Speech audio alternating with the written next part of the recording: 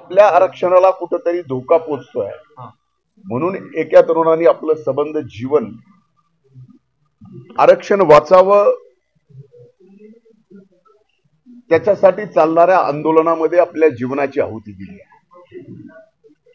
ती जीवनाची आहुती देताना त्याला 3 मुली, 1 मुलगा, बायको, घरदार काही दिसलं नाही। आणि ही तीव्रता या महाराष्ट्रामध्ये काही दिवसापासून आपण पाहतोय। म्हणून माझी हात जोडून पहिल्यांदा विनंती आहे की ज्यांच्यासाठी आरक्षणचा फायदा होणार आहे तेच जर अशा आत्महत्या करू लागले तर मग हे आरक्षण द्यायचं कुणाला? म्हणून कुणीही आताताईपणा करू नका।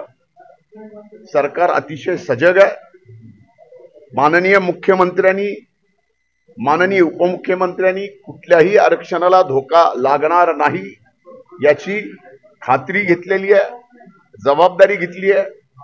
आणि यामध्ये या सर्व गोष्टी पाहत असताना आपण माध्यमांनी सुद्धा आता छत्रपती शिवशाहू फुले आंबेडकरांच्या या पुरोगामी महाराष्ट्रात जसा छत्रपती शिवाजी महाराजांनी गावकूस घालून दिला तो गावकूस आता या आरक्षणाच्या वेगवेगळ्या लढायांमुळे राहिला नाही। 2 जातीचे जिवलग मित्र एकमेकाच्या जीवावर उठायला लागले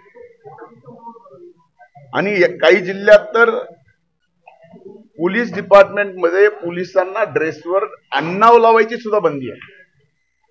हे छत्रपती शाहू फुले आंबेडकरांच्या महाराष्ट्राला शोभणारं नाही। म्हणून आता आपल्या सर्वांना प्रयत्न करावे लागतील आणि पुन्हा ती समता या ठिकाणी प्रस्थापित करावी लागेल। ओबीसी आरक्षणासाठी आत्महत्या करायला लागले, ओबीसी तरुणांना काय आवाहन कराल? मी गॅझेटेर लागू झालं त्याच्यामुळे ओबीसीचं आरक्षण संपुष्टात आलंय अशी भावना आहे ओबीसी बांधवांची। एक लक्षात घ्या की पहिल्यांदा माझी ओबीसी नाही तर आता ओबीसीत आलेले सगळेच आता कोण वेगळं धरायचं? कुणाला वेगळं धरणार आहे? म्हणून माझी सर्व तरुणांना ज्यांना खऱ्या अर्थानं या आरक्षणाचा फायदा मिळणार आहे मग ते कुठलंही आरक्षण असो असं आता ताईपण करू नका। कुणाच्याही आरक्षणाला धोका बसणार नाही। आपण एक गोष्ट लक्षात घेतली पाहिजे जी आपल्या माध्यमाच्या समोर आणून देतो ती महाराष्ट्राच्या सर्वदूर आपण गेली पाहिजे याची व्यवस्था करावी। आता एक कट ऑफ लिस्ट लागली, एमपीएससीची कट ऑफ लिस्ट लागली। ती कट ऑफ लिस्ट लागल्यानंतर तुम्ही बघितलं असेल की ओबीसी ची कट ऑफ 485 आहे, ईडब्ल्यूसी ची 445 आहे आणि बाकी इतर तुम्ही सोडून द्या। मला सहज विचारायचं, माझ्या मनात आलेला प्रश्न आहे, आता ईओडब्ल्यू मध्ये जे आले आणि ओबीसी मध्ये जे नव्यानं आले त्यांना जर 84 गेले ते कटले ते आणि ईओडब्ल्यू मध्ये आल्याला 445 मध्ये पास झाला। मूळ हे खरंच राजकारण नोकरीसाठी, शिक्षणासाठी का खरंच राजकारण राजकारणासाठी?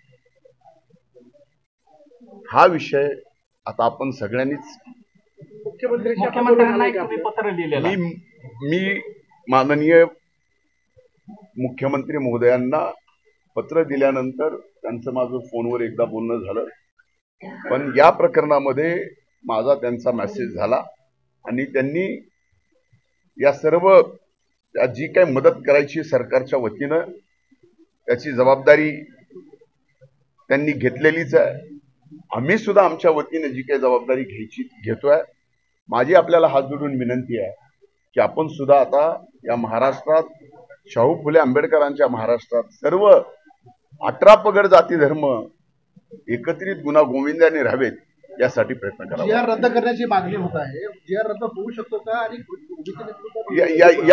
आणि या बाबतीमध्ये अधिकच भुजबळ साहेब बोलू शकतील कारण ते मंत्रिमंडळात आहेत, प्रत्येक मंत्रिमंडळाच्या बैठकीत आहेत, ते समितीचे अध्यक्ष आहेत आणि ते अधिक जबाबदारीनं या ठिकाणी उत्तर देऊ शकतात। थँक्यू।